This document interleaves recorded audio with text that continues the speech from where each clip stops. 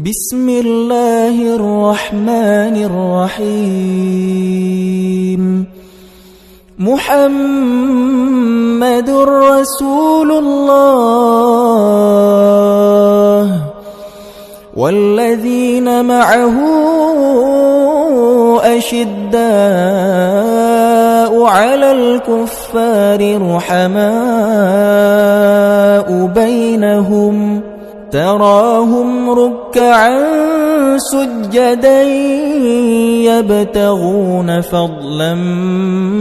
من الله ورضوانا سيماهم في وجوههم من أثر السجود ذلك مثلهم في التوراة ومثلهم في الإنجيل